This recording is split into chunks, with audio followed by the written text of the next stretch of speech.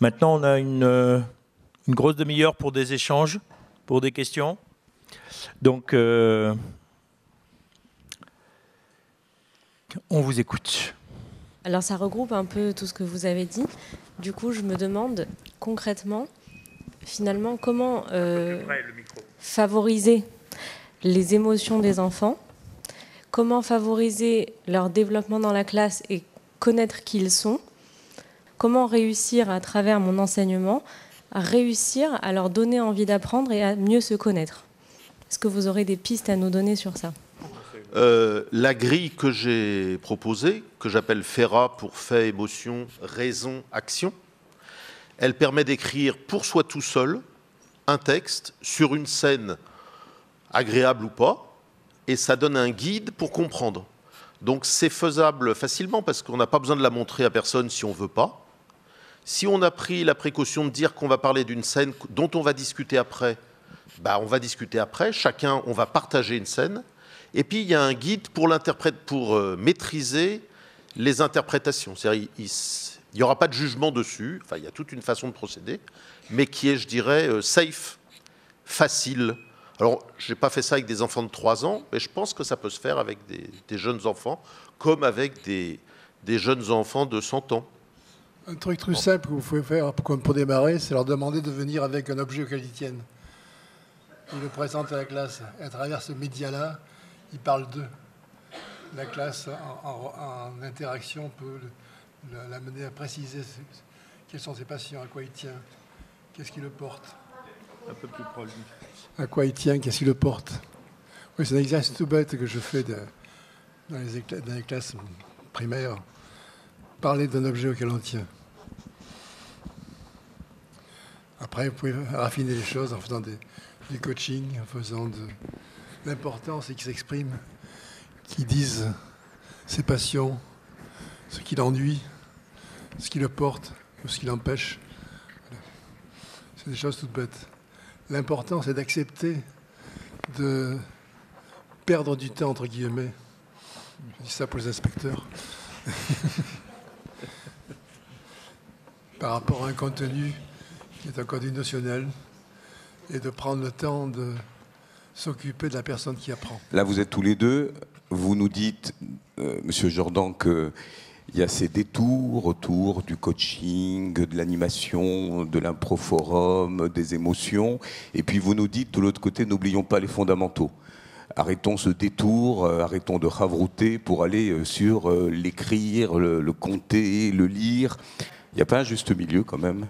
Parce que quand on n'a pas les leviers de motivation d'un jeune et qu'on sent que l'apprentissage pur et dur ne fonctionne pas avec lui, est-ce qu'on n'est pas obligé justement d'emprunter ces méandres pour finalement capter l'attention et les leviers de motivation de l'enfant ? Donc, mercredi, j'ai un téléphone d'une maman qui me dit « Vous ne me connaissez pas, mon fils, il est en classe au collège, 5e. Il a demandé à te rencontrer. » À vous rencontrer en tant qu'inspecteur. Et ce gamin-là, c'est un gamin qui a été un juge. L'a mis il était pendant 3 mois dans une primaire Zgora, dans une école fermée parce que c'était un enfant violent.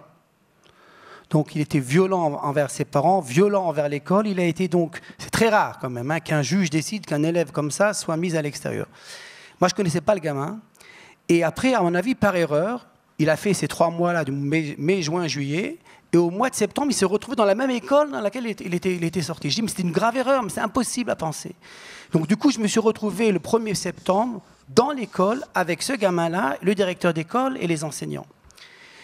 Et je suis allé voir le gamin, je lui ai dit, écoute, c'est quoi, viens, on échange de portable. Parce que je veux que tu réussisses.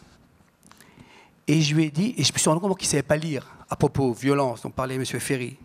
Donc c'est moi qui l'ai plus ou moins écrit Et toutes les 2 semaines, je lui téléphonais. Un inspecteur qui appelle un élève. Et pourquoi je dis ça ? Pas pour dire combien je suis un bon inspecteur, peu importe, mais parce que cette maman me dit, maintenant il est au collège, il a des difficultés, il a dit, tu sais pourquoi maman j'ai réussi en classe de 6e ? C'est parce que j'avais promis à l'inspecteur qui m'a fait confiance que je réussirais cette année. Moi, j'en étais par terre. J'en avais des frissons dans le dos. Bon, bien sûr, je vais rencontrer cet élève. Je n'ai pas tellement de temps, d'ailleurs, j'avoue, mais je vais le rencontrer. Mais ce que je veux dire, je pense que, encore une fois, et je pense que mes collègues seront tout à fait d'accord, si on n'a pas en face de nous des robots, on a en face de nous des élèves. Un élève qui vient, qui s'est pris le matin une claque d'un père, c'est dommage qu'il ait eu la légitimation d'être son père et qu'il lui a donné une claque. Si on ne se rend pas compte, cet enfant est incapable d'apprendre, d'étudier, d'être avec nous, qu'il est là parce qu'on doit le prendre proche de nous, on n'a pas compris notre métier. Si l'institutrice n'a pas vu que l'enfant a faim à 10 heures parce que ou il n'a pas à manger à la maison, ou bien on le préparait, on a failli à notre métier. Mais ce que je voudrais quand même, quand je parle d'équilibre, c'est de réfléchir quand même sur quel est le but initial de l'école. Et encore une fois, on n'a pas le temps, mais moi je parle d'équilibre, je parle tout le temps d'équilibre. Hein, et si, pour un dernier mot, après je laisse la parole à mes collègues, je dis toujours le modèle de la maison. Il n'y a pas plus proche qu'un père ou d'une mère avec ses enfants. Et pourtant, la halakha nous dit, l'enfant ne s'assied pas à la place du père. On n'appelle pas le père par son prénom ou la mère par son prénom. Et il y a une très grande transmission qui se fait aussi à la maison. Les valeurs, etc., etc. Mais ce modèle-là, c'est un modèle qu'on est aussi capable d'adopter dans nos écoles. Proximité, et ça ne veut pas dire que ça met sur le compte de la hauteur. Hein, c'est ça dont je parlais, et encore une fois de réfléchir sur le rôle de l'école. Mais je voudrais juste signaler que je suis orthophoniste, je m'occupe toute la journée d'enfants dont les émotions les empêchent de penser. Donc M. Finkel a dit il n'y a pas d'émotion, on ne peut pas être ému sans avoir une pensée. Je ne sais pas ce que c'est que la pensée zéro, mais il y a une pensée zéro aussi. Enfin, où on ne peut pas penser. Bon. Oui. Donc voilà, je ne peux pas en dire plus, il faudra que je lise vos livres, bien sûr, mais je ne pense pas en tout cas que M. Grunewald ait dit qu'on ne pouvait pas faire de détours. Il a juste dit, il ne faut pas oublier en faisant des détours et en s'occupant des émotions, en s'occupant de faire connaître l'enfant soi-même, il ne faut pas oublier qu'il doit aussi apprendre à lire. Et c'est vrai que moi, toute la journée, je m'occupe et des émotions de l'enfant et en même temps qu'il sache lire à la fin du compte. Et ça s'appelle d'ailleurs depuis très longtemps de la psychopédagogie. Monsieur Oyan disait qu'avant on séparait les deux. Moi je fais que de la psychopédagogie toute la journée. Alors, merci. Je ne sais pas s'il y avait une question, mais je vais faire une réponse. Oui. L'émotion intense empêche de penser. La pensée intense empêche d'être ému. Les deux systèmes collaborent. Ça n'a pas de sens de penser qu'on va faire que penser, entre guillemets, sans émotion, ou de passer son temps à être ému. Mais on a des exemples. Les étudiants qui choisissent les classes préparatoires où il faut beaucoup réfléchir, des fois, il y en a à Normal Sup, ils ont un peu fui les émotions.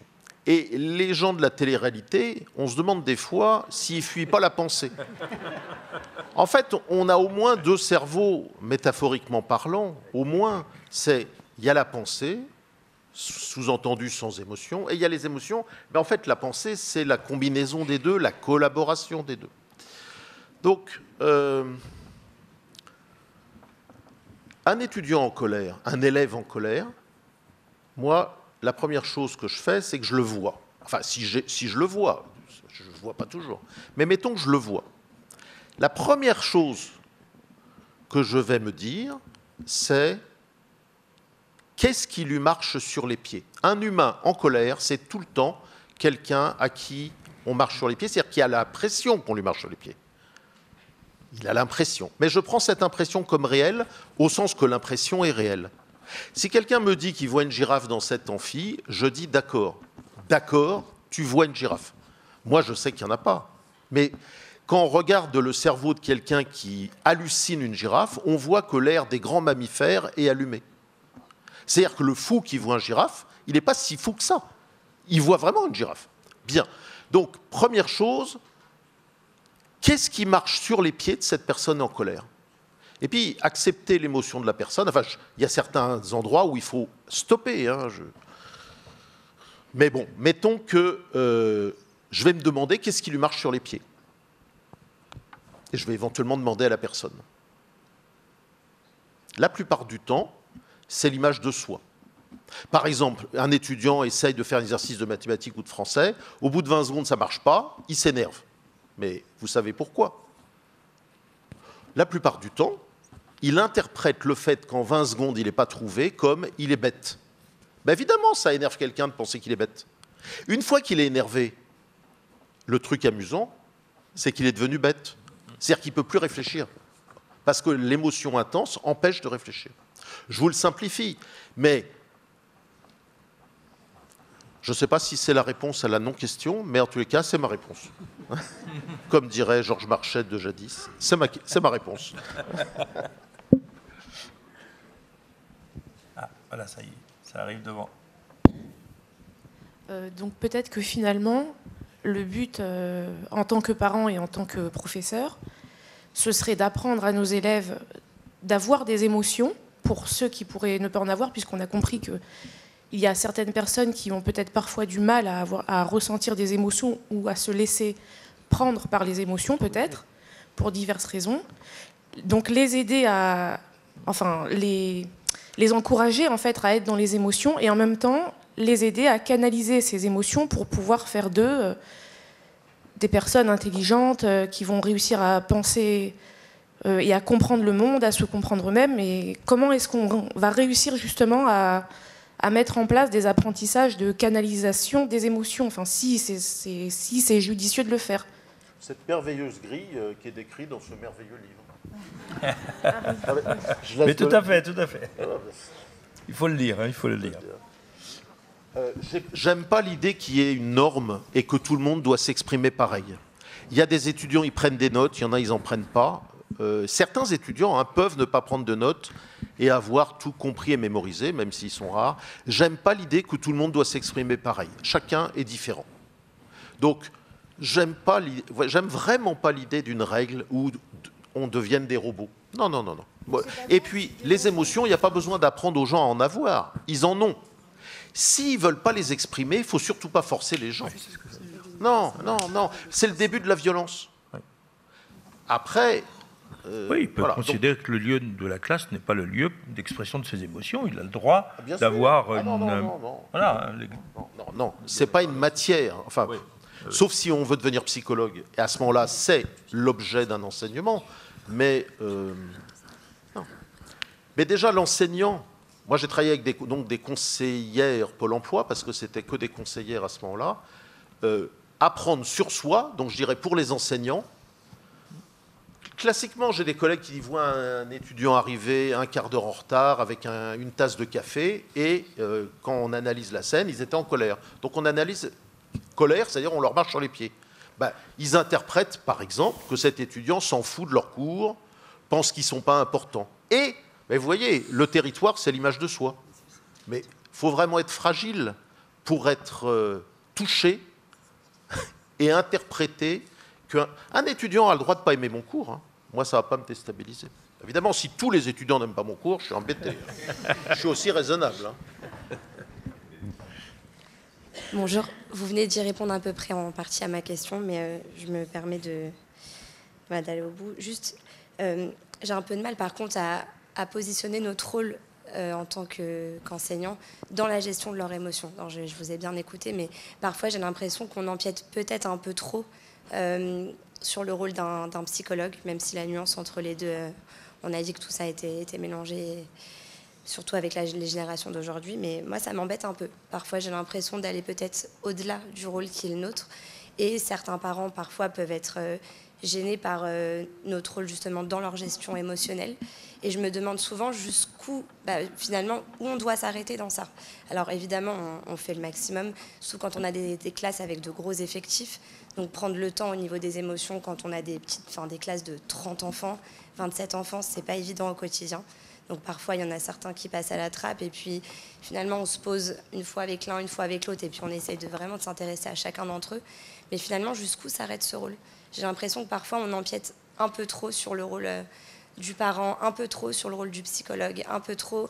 Et finalement, on passe peut-être à côté des fondamentaux, comme disait Monsieur Gonama, et ça me, voilà, Par exemple, on a dans notre école, on a, ça m'a fait penser un peu à ça, votre réponse, on a des enfants qui font du mutisme sélectif. On a 2 enfants comme ça, donc pas dans ma section, mais dans d'autres, qui parlent entre enfants, mais dès qu'un adulte leur parle, un enseignant, là, du coup, ils se braquent totalement, et puis on n'a aucun son de l'enfant. Est-ce que cet enfant-là, ce serait pas empiéter sur qui il est, de vouloir absolument le pousser à parler, à s'exprimer? Est-ce que finalement on ne respecterait pas mieux sa personnalité en comprenant ce mutisme et en le respectant finalement? Je ne suis pas pour la violence. Moi, j'aime pas la violence. Après c'est tout. Mais dans les écoles, il n'y a pas un programme émotion, donc a priori, il n'y a pas à en parler. Moi, je dirais d'abord travailler sur soi. Avant de vouloir faire des choses pour les autres, ma façon de faire, c'est j'intègre éventuellement un outil, ça m'aide à mieux gérer un groupe. Peut-être personne ne le saura, je dirai rien. Il ne s'agit pas de raconter, je veux dire, vous ne racontez pas toute votre vie à l'école, ce n'est pas le lieu.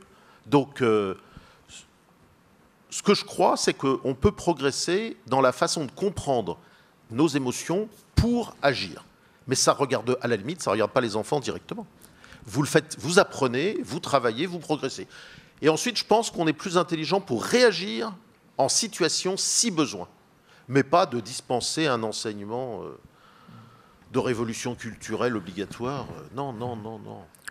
Je pense que la difficulté des enseignants aujourd'hui, c'est justement une forme de libéralisation de l'expression des émotions des enfants dans la classe. Et du coup, quand on a un groupe classe, comment on fait pour les entraîner quand même avec soi, alors que certains ont envie d'avancer, d'autres ont envie de faire du surplace, d'autres ont envie de participer ou de ne pas participer.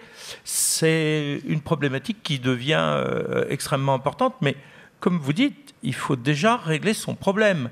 Est-ce que si l'enfant, comme l'étudiant dont vous parliez tout de suite, si l'enfant n'a pas envie de me parler, est-ce que je le sens comme étant une sorte d'agression parce que c'est une remise en question de mon statut d'enseignant et que je risque de ne pas faire mon travail si je ne le fais pas parler? Ou est-ce que j'accepte sa différence, sa posture provisoire? Parce qu'en général, ces enfants-là ne restent pas toute leur vie sans parler et à un moment donné, ils décident que c'est le bon moment. Donc, est-ce que je deviens moi aussi dans l'agression parce qu'il doit rentrer dans un moule, ou est-ce que je suis là pour accompagner leur éveil progressif, chacun à son rythme, chacun à son thème? Qu'est-ce que je fais avec un enfant qui n'a pas envie de rentrer, qui fait de l'obstruction, qui n'a pas envie de rentrer dans une activité?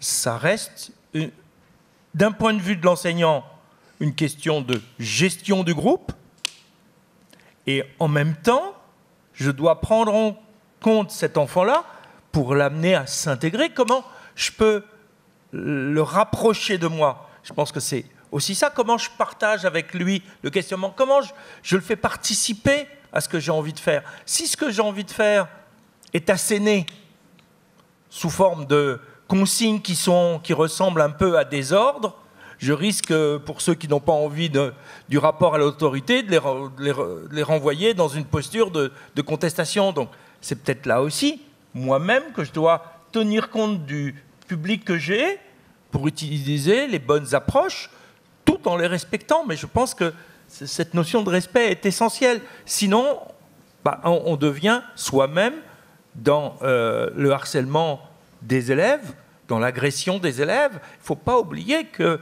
notre parole a encore plus de poids que celle des autres élèves.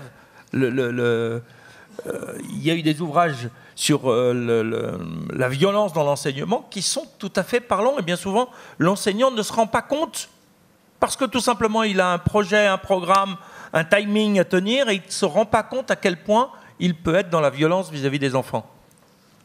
Comme disait Yitzhak, il n'y a pas c'est blanc ou c'est noir. Il y a des règles, par exemple, il y a un exercice, chacun doit écrire un texte. Si quelqu'un ne l'écrit pas, on insiste gentiment, puis au bout d'un moment, il a 0. C'est pas grave. Vous voyez, c'est pas non plus « je te comprends », on fait de la psychologie à tout rebord. Non. Mais c'est comme l'éducation des enfants. On les aime, mais on a une autorité raisonnable. L'autorité, quand l'autorité est là, il n'y a jamais besoin de la montrer vraiment. On a besoin de faire preuve d'autorité quand il y a un problème. Oui. Je voudrais juste aussi dire quelque chose. Une école dans laquelle il y aura violence, une école dans laquelle on entend des hurlements de profs, c'est une école à fermer, à mon avis. Bah, oui. Comme dit, l'autorité, elle est presque naturelle. C'est une sorte de charisme qu'on recherche chez l'enseignant. Deuxièmement, je pense aussi que quand je dis qu'on a un prof qui va vers un élève, qui lui met la main sur l'épaule, qui lui dit « je sais que tu vas réussir parce que tu as toutes les compétences pour réussir », c'est une petite chose après, mais ça donne tellement confiance à un enfant. Mais ce que je dis toujours, encore une fois, se souvenir pourquoi cet enfant a été envoyé par ses parents à l'école le matin. Maintenant, vous parlez de cas assez exceptionnels quand même. Un enfant qui a ce mutisme, qui ne parle pas, etc. Bon, il y a tout un travail à faire encore. Mais il ne faut pas oublier que vous avez encore 26 autres élèves en classe, ou ceux dont vous parlez. Si vous voulez, je dis toujours que l'enseignant, c'est un modèle. Mais ce n'est pas parce que c'est un modèle qui doit être uniquement préoccupé par former des modèles dans le sens d'épanouir l'enfant. Vous comprenez ce que je veux dire? Enfin, il y a encore... Moi, ce qui me préoccupe énormément aujourd'hui dans le langage post-moderne, peut-être, si vous voulez, c'est qu'on peut entendre, en France aussi, hein, mais en Israël aussi, que la transmission de connaissances, ce n'est pas important. Que ce n'est pas ça le but de l'école. Pourquoi? Parce que toutes les connaissances sont déjà dans notre portable. Et puisqu'on a tout le Talmud et tout Platon dans le portable, ce n'est pas la peine d'enseigner ça. Et qu'on doit être uniquement dans l'instrumentalisme. Il faut leur donner comment réfléchir, comment créer, être indépendant. C'est sûr que c'est important. Mais si on ne transmet pas la connaissance, on ne fait rien. Et c'est ça que je m'efforce. Maintenant, je le dis et je le redis encore une fois. Je le dis, il y a des élèves, c'est vrai, ils ne sont pas, surtout post-Covid. Je ne sais pas si vous le vivez aussi, vous ici, je suppose que oui, mais nous, on le ressent très fort aussi, post-Covid. Moi, je travaille à Sderot. Sderot est bombardé 2 fois par an. Il y a des élèves qui viennent le matin, qui ont fait, pour dire ça clairement, ils ont fait pipi dans leur lit tellement ils ont eu peur. Or, on ne va pas leur enseigner les mathématiques ce matin, c'est clair, ni la Torah. On est là, on est là parce qu'ils ont besoin de nous. Mais je parle, si vous voulez, en temps normal, et avec des élèves qui sont, je dirais, dans une certaine normalité. Voilà. C'est ça dont j'essaie de parler, c'est étrange, pour reparler du rôle de l'école. Je voudrais savoir, quand on a des enfants, maintenant, il y a dans une classe où il y en a parfois, on remarque des enfants un peu HPE ou HPI qui cherchent un sens à ce qu'on va leur enseigner. Et quand ils ne trouvent pas un sens, ils ont du mal parfois à apprendre parce qu'il n'y a pas de sens pour eux à apprendre ce qu'on leur enseigne. Et je voulais avoir des petites astuces. Qu'est-ce qu'on fait face à ces enfants-là qui ont une hypersensibilité, qui cherchent vraiment le sens à ce qu'on leur enseigne et que parfois on a d'autres enfants et on ne peut pas prendre parfois beaucoup de temps. Enfin, je voudrais avoir une petite astuce de votre part, vous qui êtes spécialiste. Voilà. Merci beaucoup en tout cas pour tout. C'est le premier qui attrape le micro. Oui. André, tu veux dire quelque chose? Non. Non. Bon.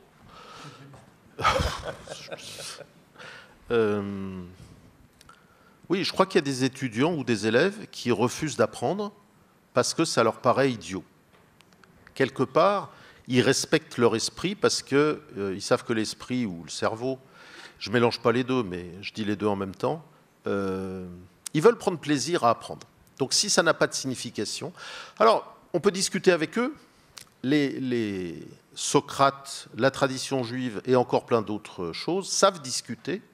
Et discuter, c'est beaucoup écouter, mais pas que, c'est savoir entendre. Par exemple, je demanderai à un étudiant comme ça, qu'est-ce qui aurait une signification pour toi qui te motiverait? Moi, je ne peux pas savoir ce qu'il y a dans l'esprit de l'autre comme ça. Par contre, je peux poser des questions pour que l'autre arrive à un point où il va identifier ce qui est important pour lui. Est-ce que ça répond? J'essaie de faire des réponses courtes. Peut-être pour compléter, Comment? Peut-être juste pour dire un mot aussi. Je pense très important aussi d'être capable d'enseigner ce qu'on appelle aujourd'hui aura différentielle, c'est-à-dire d'enseigner à différents niveaux dans une classe. C'est ça la difficulté énorme qui est sur vous, en fait. On sait qu'on a des élèves d'un différent niveau. On sait qu'on a des élèves qui perdent complètement l'attention très rapidement. D'ailleurs, c'est vrai, il y a un intellectuel israélien qui s'appelle Micha Goodman, je ne sais pas si ça a écrit un livre qui s'appelle Ma'apechat HaKeshev, la révolution ou la transformation de la concentration. Et il parle beaucoup de l'influence des réseaux sociaux et de l'écran avec lequel on travaille. C'est clair, on dit par exemple que quand il y a des shidduchim, c'est intéressant, hein, quand il y a des shidduchim, donc des rencontres hommes et femmes, ils ont fait l'expérience, ils disent si on met des hommes et des femmes qui se rencontrent, si l'appareil téléphonique est sur la table, ça réussit moins bien, statistiquement parlant, parce que les gens se disent ah peut-être qu'à l'extérieur il y a quelqu'un de mieux que la personne que j'ai en face de moi. C'est une vraie expérience qui a été faite. On sait que un appareil portable, moi j'aime bien parler vendredi soir au Beth Knesset. D'un côté les gens s'endorment, mais au moins ils sont pas sur leur portable. Et parce que c'est très souvent. Et je me souviens avec les terminales quand j'étais directeur de lycée aussi, je me promenais dans la cour et je disais aux élèves alors comment ça va? Les gars étaient comme ça. Je dis mais regarde-moi 5 secondes. Je suis pas si embêtant que ça. Non ça va monsieur le directeur. Il reprend son portable. C'est très difficile. Donc on a des élèves aussi, et on a des élèves aussi HPE, HPI comme vous dites. Et la capacité de former des groupes en classe. Moi je dis pas, c'est pas parce que je parle de transmission et je parle de rôle de l'école que je veux qu'on revienne sur le tableau noir et la craie. Moi j'apprends aujourd'hui beaucoup plus de choses sur des podcasts que dans des livres. Le podcast c'est un monde extraordinaire, c'est un océan incroyable. Je ne parle pas de YouTube et de l'Internet. Mais s'il y a certains élèves à qui vous dire, tu sais quoi, va écouter ce podcast de, je sais pas, j'ai écouté récemment Léon Blum, extraordinaire, le podcast, je vous conseille. Enfin, il y a un peu en hébreu, en français, en anglais, en arabe aussi d'ailleurs. Mais il y a énormément de choses. Donc il faut être capable, mais c'est ça la difficulté, c'est qu'on doit préparer, un enseignant aujourd'hui doit être capable, à la limite, de préparer différents cours. Le danger, et c'est la danger, c'est de demander à nos élèves à passer leur temps à remplir des fascicules, des chovrot. Hein? C'est très, très, très à la mode. Parce que je ne crois pas qu'on apprend en devinant des choses. C'est-à-dire moi aussi, je suis capable de poser une question, multiple choice, allez, bon, c'est ça. C'est pas ça l'apprentissage. Il manque l'effort, il manque le rapport au texte. Donc c'est difficile parce qu'on me dit, c'est quoi? Toi, tu vas travailler dans ton livre de la page 10 à la page 12, et toi de la page 20 à la page 25. Mais est-ce que c'est un véritable travail? Moi, j'ai un élève qui me dit, ça fait 6 ans que je remplis des livres, j'ai rien appris. Et donc c'est ça la difficulté. Il me semble... La démarche que vous pouvez faire, c'est de déjà voir sur vous. Qu'est-ce qui pousse à apprendre? Moi, par exemple, ce qui m'intéresse, c'est le plaisir d'apprendre. Mais certaines personnes, s'il n'y a pas de la joie, s'il n'y a pas du bonheur, ils ne vont pas apprendre. Donc, essayez de voir chez vous et chez les élèves, qu'est-ce qui les pousse à apprendre. Et en plus, ce qui nous pousse à apprendre, c'est les choses qui nous permettent ensuite de vivre ensemble, qui vont à l'encontre des habitudes, qui nous sortent un petit peu de l'habitude. Après, juste encore un mot avant la prochaine question. Je pense qu'il faut aussi avoir en tête en permanence que les enfants qu'on accompagne dans les classes ne sont pas des pions. Donc le fait de partager avec eux notre intention, c'est-à-dire notre objectif pédagogique à court ou à moyen terme, ça permet de leur donner un minimum de sens. Le sens de tout ce qu'on enseigne est difficile et ça prendrait beaucoup de temps. Mais au moins, quels sont nos objectifs pédagogiques ? Au lieu de commencer à travailler l'addition ou la multiplication, mais se dire aux élèves, nous allons commencer à travailler un exercice qui s'appelle la multiplication. C'est leur donner aussi un objectif. C'est pas on les met dans une tâche comme si on devait, sans cadrage, sans verbalisation du sens qui est le nôtre. Ne serait-ce que partager le nôtre, ce serait déjà extraordinaire pour eux. Je m'adresse toutes celles qui sont là, parce que c'est majoritairement des femmes, donc je me permets de m'adresser au féminin. Donc tout à l'heure, vous disiez qu'il n'y a pas de cours d'émotion à l'école. Et je veux rappeler la loi de 2001 qui impose des cours d'éducation à la vie affective et sexuelle, mais il y a aussi des cours à la vie affective. Et dans ces cours, il y a la connaissance de soi, l'estime de soi. Il y a toutes ces notions que justement, ce n'est pas forcément aux profs de maths, aux profs de français à faire. Et alors, je ne vais pas vous taper sur les doigts dans les écoles juives, parce que dans les écoles laïques non plus, ce n'est pas respecté, mais c'est à raison de 3 séances par an que ça doit être fait depuis le CM2 jusqu'à la terminale. Et aujourd'hui, moi j'ai été formée spécifiquement sur ces questions-là par le Machon Poua, par un institut israélien, et il faut faire venir des personnes pour parler de ça, parce qu'effectivement, c'est pas au prof de français de gérer toute la vie affective d'un enfant. C'est pas au prof de maths, même si bien Bien évidemment, on vous a donné des astuces aujourd'hui, mais il y a des personnes dont c'est le vrai métier de faire ça, et qui sont là pour apprendre et donner des clés aux enfants pour apprendre à s'écouter eux-mêmes et apprendre à pouvoir communiquer entre eux. Et effectivement, ça ne peut pas se faire sur des temps forcément de classe, et ça, c'est des temps qui sont normalement alloués dans les écoles. Je rappelle, la loi, c'est 3 séances par an à partir du CM2. Nous avons un certain nombre de programmes de formation dans le cadre du campus FSJU, dans la formation continue des enseignants, justement pour aider les enseignants à gérer, alors pas forcément cet enseignement, mais de manière générale, à essayer de gérer la problématique des émotions. De la même façon que j'en profite pour signaler tout à l'heure que l'un des 4 ateliers est bien intitulé « La pédagogie différenciée et la prise en compte de la diversité des élèves », avec Paul Benaïch, et un autre atelier avec un autre éclairage, c'est les pouvoirs extraordinaires du cerveau qui apprend, c'est toutes les avancées sur la neuroéducation. Donc il y a un certain nombre d'éléments qui seront abordés cet après-midi en complément de ce qu'on fait ce matin et qui vont dans le sens de ce qu'on vient d'évoquer. Il sera encore un mot avant la prochaine question. En Israël, la conseillère pédagogique donne un cours de ce qu'on appelle Kishore Chaim, comment traduire ça, aptitude de la vie, ou une fois par semaine dans chaque classe. Mais il y a aussi la sensibilité de l'enseignant, du prof principal. Un prof de maths aussi, il doit être capable de voir un élève qui est triste, qui n'est pas capable. Ça nous arrive à tous d'ailleurs. Donc ça aussi, la sensibilité, c'est important, mais si vous voulez, ça doit être presque un automatisme, en tout cas. Oui, une attitude, une posture pédagogique. Certaines personnes se demandent où sont les limites, ou jusqu'où doit-on aller faire intrusion dans la vie privée, etc. des enfants. Une autre personne qui demande qu'est-ce qu'on doit faire avec un HPI et HPE. Je vous signale simplement qu'une grande majorité des enseignants que je connais depuis 50 ans, puisque je suis une vieille, me disent... j'ai déjà oublié ce que j'étais en train de dire. Une grande majorité des enseignants évitent de réfléchir, justement, ce que nous, on est en train de faire, on réfléchit, mais la plupart évitent de réfléchir en envoyant immédiatement chez l'orthophoniste. Un enfant mutique, hop, chez l'orthophoniste. Un HPI, chez l'orthophoniste, c'est elle qui résoudra le problème. Mais bon, il ne faut pas non plus leur reprocher, parce qu'ils n'ont pas de formation continue. En Israël, on leur donne de la Ritaline. Je vous supplie de multiplier...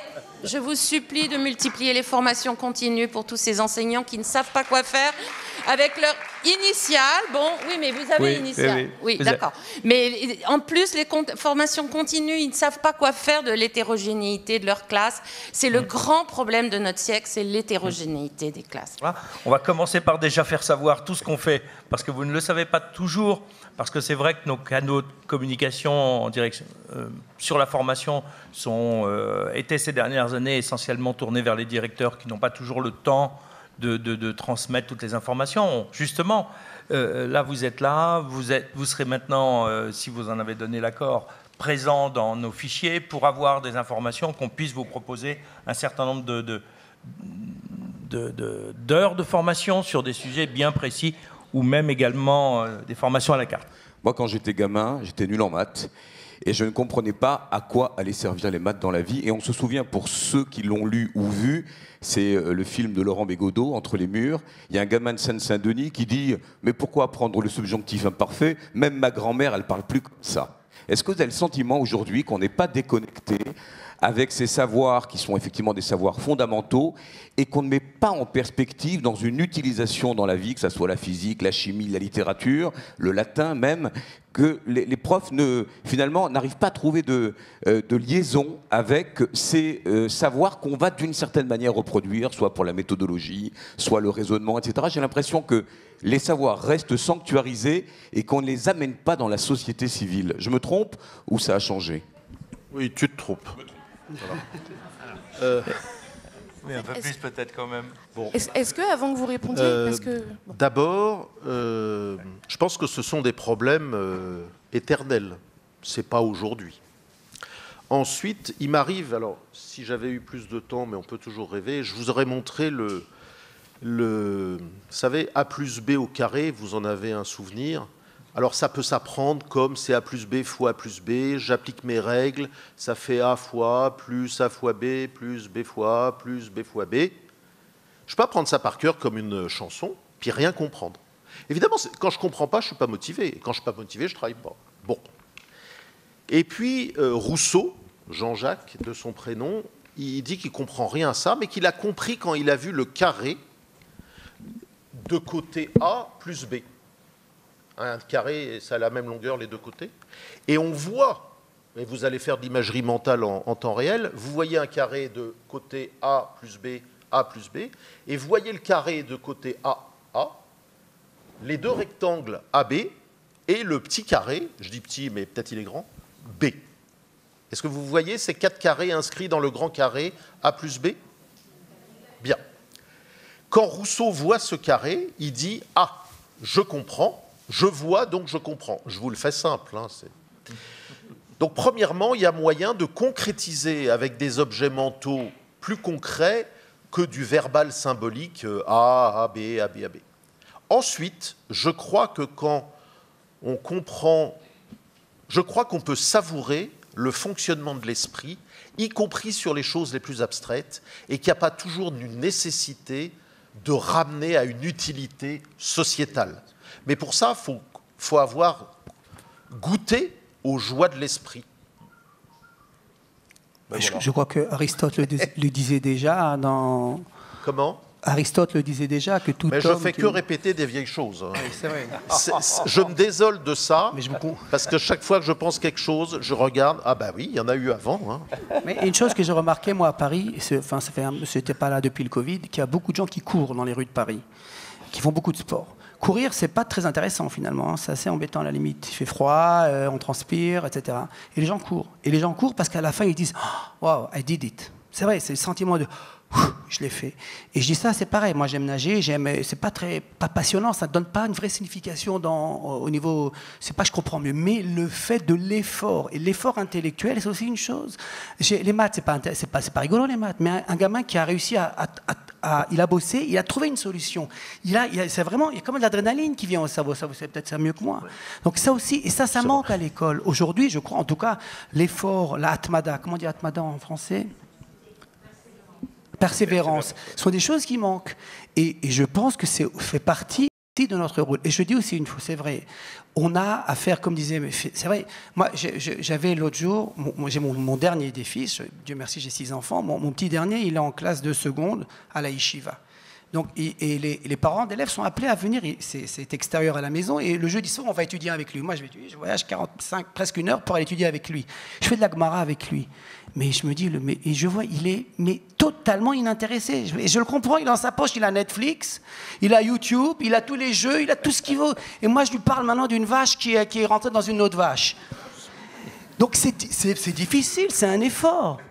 C'est vraiment difficile. Mais si on fait ça parce qu'on fait ça avec amour, avec affection, d'abord ça a de l'effet, mais je parle aussi pour un prof.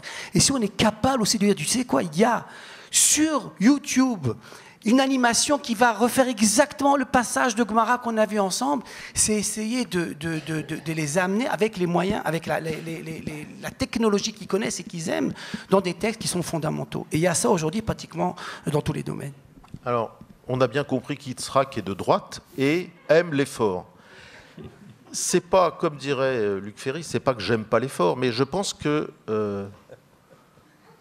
quand on court, c'est pas l'effort qui nous fait plaisir au bout de 20 minutes de course. C'est le shoot légal et interne qu'on a déclenché sans avoir besoin d'aller acheter au dealer du coin. On s'est fabriqué sa propre drogue.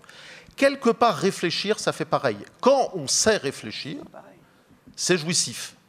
Je pense que beaucoup d'enfants, mais beaucoup de vieux aussi, ne savent pas réfléchir, dans le sens qu'ils n'y trouvent pas de plaisir.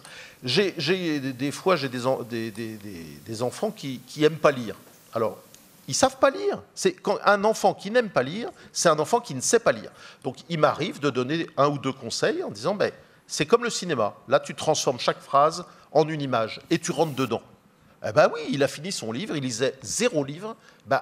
En fait, il n'y a pas d'enfant qui n'aime pas lire. Il n'y a que des enfants qui ne savent pas lire. Et lire, c'est pas juste déchiffrer les caractères. Il faut rentrer dans le livre, comme à Space Machin, ou les films de science-fiction. Il faut se créer. Par contre, il faut savoir créer son film. Il faut savoir que c'est possible. Mais ça, faudrait leur apprendre. Il faut aussi qu'ils bossent. Hein. Zut, c'est mon côté de droite. Allez, à la dernière, parce que... En fait, c'est pas vraiment une question. Alors, ce qui est rigolo, c'est que ça rejoint la question de Monsieur Lévy, et aussi, bien évidemment, de toutes les belles choses que vous nous apportez ce matin. Et c'était de répondre, entre guillemets, à la question de la dame qui demandait comment est-ce qu'on pouvait éventuellement essayer de donner du sens à nos enseignements. Donc moi, je suis jeune enseignante, donc vraiment à mon petit niveau, j'ai appris beaucoup cette dernière année. Et cette année, j'ai la chance d'être à André Neher, donc avec tous les professeurs, que je remercie, et Monsieur Petit-Wayon. Et en fait, on nous apprend quelque chose qui n'est pas simple à mettre en place. Et j'ai envie d'en parler parce que ça m'a interpellée, ça m'a permis de me dire que c'était certainement judicieux de le mettre en place comme on nous le demande de le faire. C'est de mettre les élèves vraiment en situation de recherche.